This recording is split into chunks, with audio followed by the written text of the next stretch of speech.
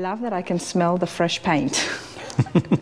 We've been doing some renovations here, new lights, fresh paint, just trying to spiffy it up. So this here, everybody, is the vault. Now, Chris, you're telling me that the vault is open for an additional $10? That's correct, $10 a head. And you do a tour of the vault, which is downstairs, under the museum, and there is more cars here.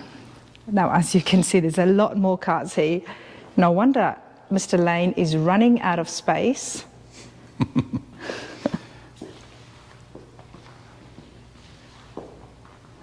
Wow. Nicely color coordinated, I see. Yes, we started doing this a couple of years ago. It makes it much easier to find cars. So when it's time to take something out to a car show or change an exhibit, previously it could take half an hour to find a car.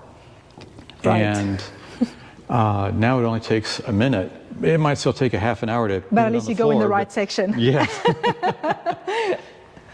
Oh, this is fabulous. And what do we've got? We've got canoes here at the top? We do, yeah. Mr. Lane is an active outdoors enthusiast, so bicycles, canoes, kayaks, and that sort of thing. See, he should have been here. We would have had a great laugh. But I've enjoyed my time with you very much, Chris. It's been an absolute delight, and I really appreciate you showing me all this. Look at all this, everyone.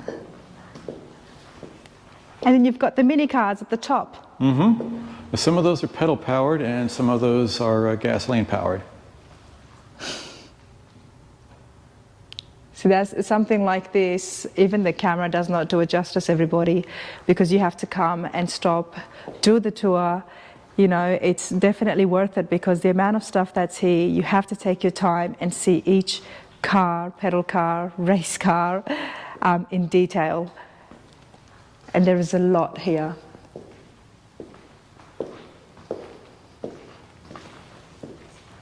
Oh my, what is this? Hold on, something's drawn my eye.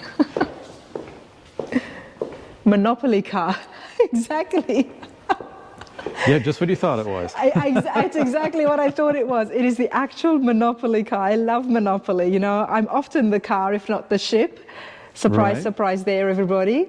Someone's made the Monopoly car. So this was built for an AT&T TV commercial, and they had a gentleman dressed up as a Monopoly guy who drove it through the scene, and then it sat in a production facilities warehouse for a very long time, and we finally heard about it and said, oh hey, that would be fun. Wow. I love the fact that for a commercial where they could just, you know, used anything and used technology and computer graphics to change things along, but they actually build the car. Mm-hmm. They actually build the car and the body, and I just want to touch this. Yep, it's an actual proper body of a car. They could have put plastic on that and the viewers wouldn't know any difference, right? Right. Oh my, look at that. The older the better, the more rust the better in my books.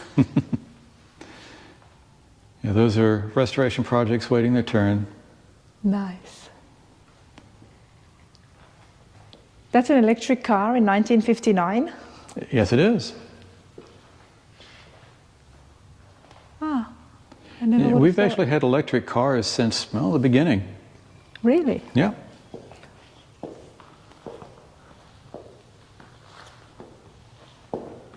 And then there's motorbikes here as well. Yes, and the motorcycles are a lot like our car collection. A lot of interesting ideas from around the world, and some late model fast stuff that is fun to get out on. Yeah, these are very cool, but let's have a look at, we have another propeller driven. Yeah, although I understand that on this one, the propeller doesn't really add much in the way of propulsion. This was a bike that was customized to attract the ladies. Okay. Because just as production cars are different around the world because of cultures and architecture and economies and that whatnot, you know, that all varies. So does customization. And so as you can see, this scooter, it's one original engine that drives the back wheel, and then it has this Solex unit on the front wheel to power it. Then it has another engine back here to push the prop. Okay, there's a lot happening there Quite, yes. for a bike. Wow, very interesting. I like this.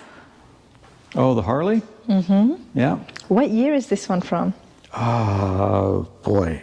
I forget. It's a very early. Yeah. We have a board track version as well. Isn't that interesting? I'm guessing that's the fuel tank just there at the top? Mm-hmm. Probably fuel on one side and oil on the other. Yep. Yep, it appears so. Though that seat would not be so comfortable. Fortunately, that technology has improved over the years. Yes, it has. Oh, here's another similar one.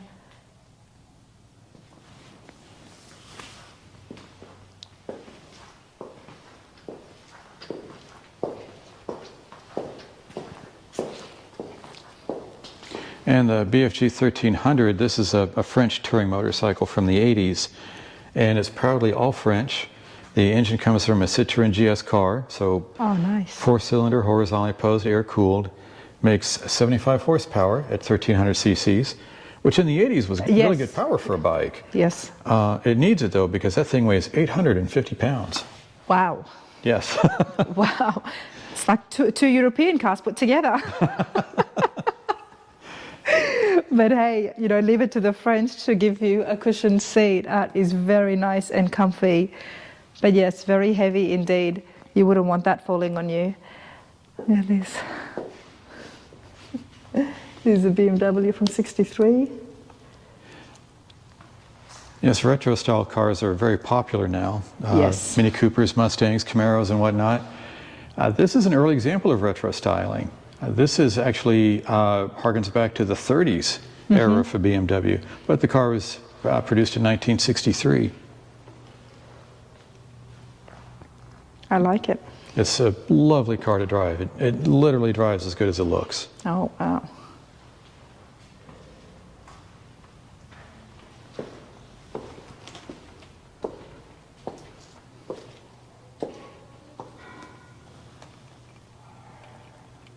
That's nice.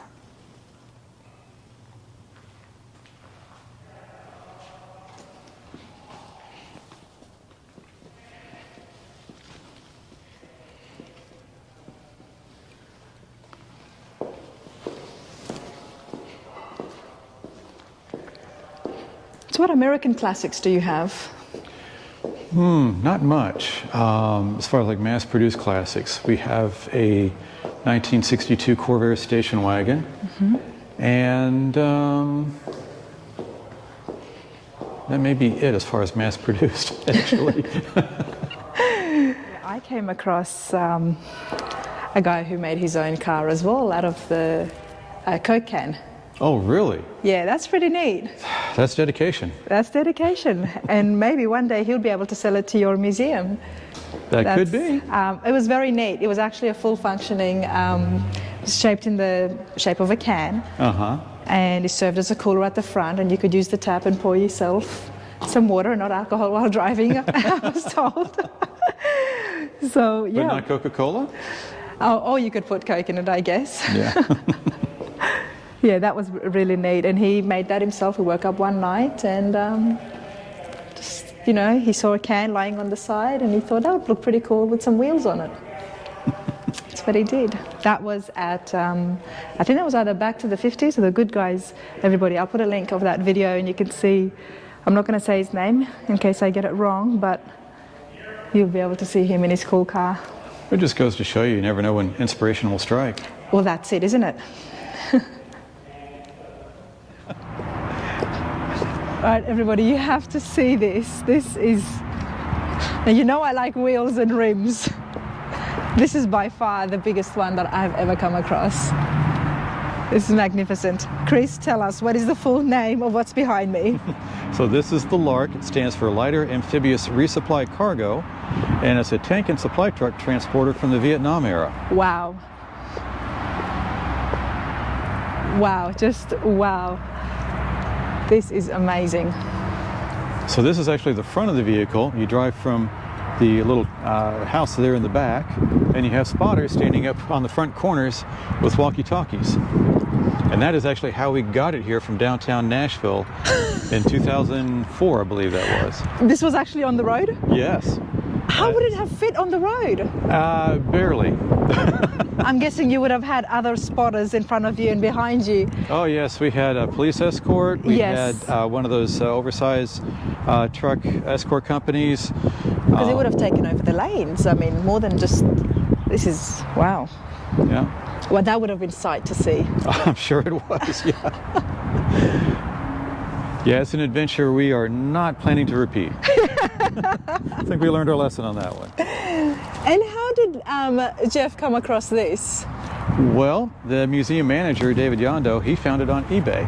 Okay. There was a construction company in Florida that was using it to transport cement mixers and materials and stuff like that to the Bahamas for their projects. And they were done with it, and so they just put it on eBay. They were using this Yes. to transport cement mixtures. Mm-hmm. So, okay. Wow. I want to go underneath and see what's under it. Nothing.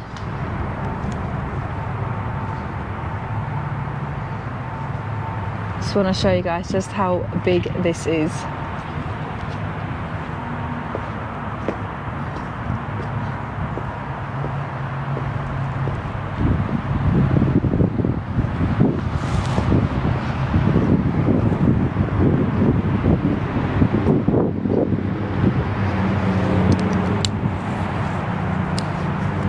Now, Chris, would this have been bulletproof? Would this have been bulletproof? Now this might have been actually.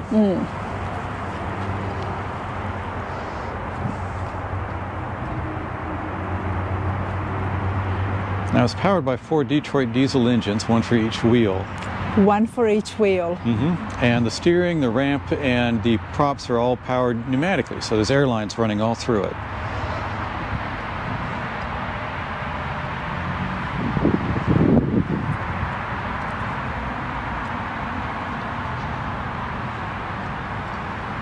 Now we used to have an event called Summer Crush, where every July people would bring car bodies and watermelons and old football helmets and all sorts of stuff like that for us to run over with the Lark.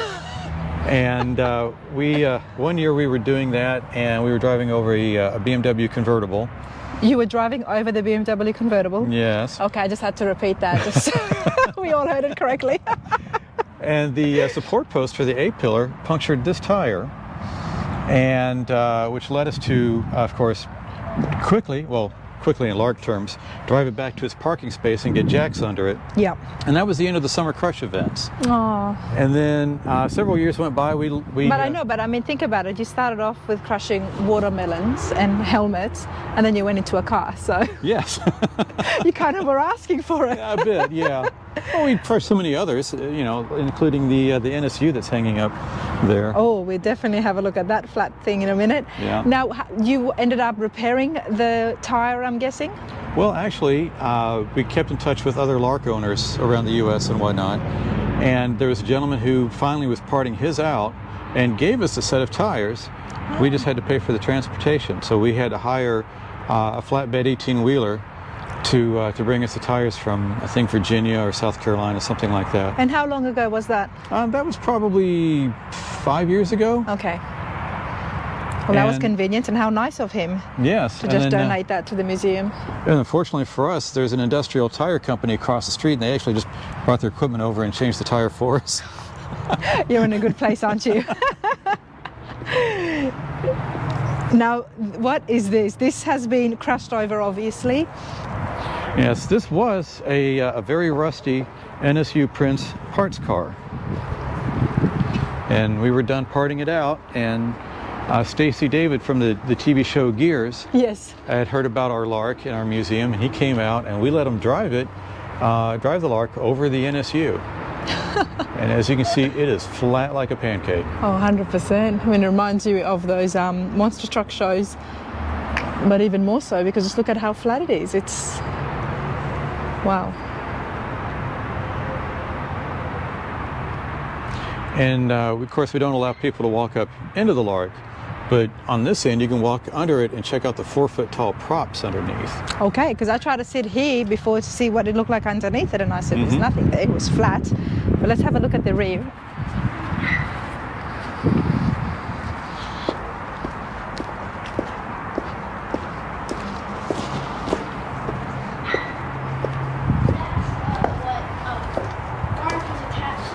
Oh, wow.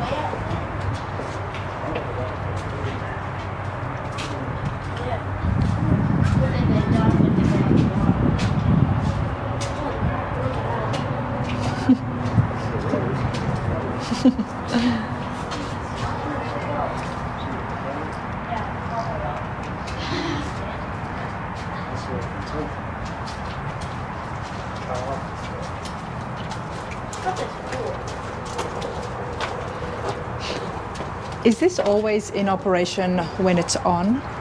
So it's there and ready to go into the water, or would there be a different function to turn on the propellers? It's a different function. There's levers in the cabin for diverting power to the props. Okay, because I thought that would have been pretty cool if it's out there on the street and driving and the propellers are going at the same time.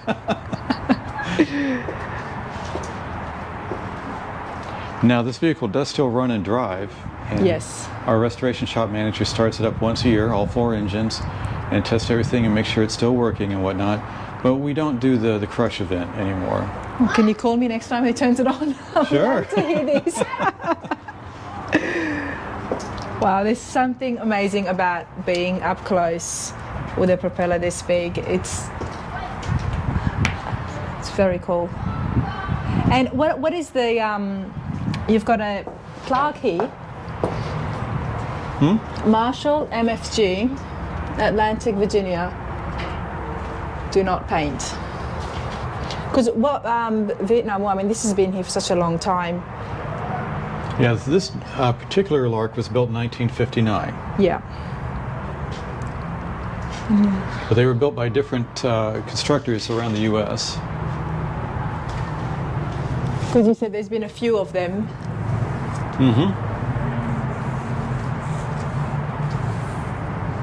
Fascinating. You know, things like this, usually you see them in documentaries under the ocean, sitting on the ocean floor somewhere. But to have this out here, it's great to see.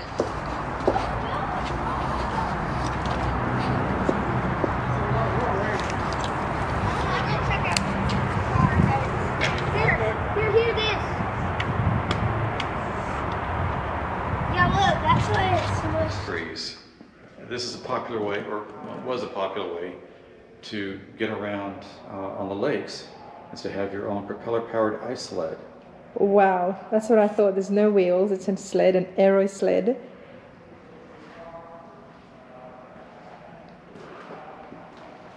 This would go on the lake.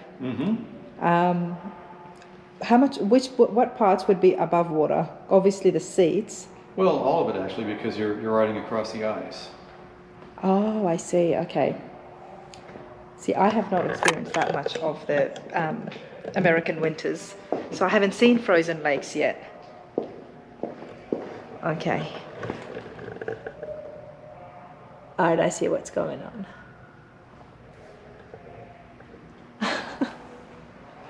But I love it, the fact that people just come up with things, and you know, it's things like this this is why I enjoyed one of my favorite shows last year was the Redneck Rumble, because just the stuff that people come up with to get themselves from A to B and just make it unique, and I love it.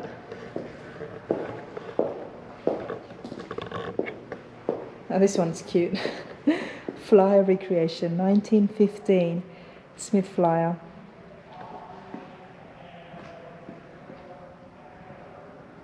And as you can see, this one has an electric headlight, whereas this one is still oil. Now, Chris, in your experience, do you think that this hobby can continue on in today's day and age with the change that's happening in the motor industry? Well, as far as self-built cars, Self-built cars. that sort of thing. You know, even just to get something built like a kit, like if you want to build, say, a 32 Ford Yep. and build a kit. There's states where it's very difficult to get those registered and licensed for road use. So for a totally self-built car, you know, on the legal aspect, I think it's going to be very, very difficult in the future, especially with all the pressure to move towards electric vehicles Yes. and all the increasing safety regulations. It wasn't that long ago that Mazda came out with the Miata. I mean, it doesn't seem like that long ago to me. And already that car, as it was built, the NA series, couldn't be built today because of the side impact regulations. But that's the thing, isn't it? I mean, back then, and of course, the red tape is definitely one issue. Cost of things, accessibility. Whereas back then, people would just use, you know, some wheels and wood that they would have inside the house, and, you know, this could have been seats of a dining table for all we know, and put it together and spend that time and try to make something work. And yeah, it's just fascinating. Oh, I appreciate that, Chris. Certainly. Thank you so much. Thank you Thank very you for your much, Rhonda. time. Thank you.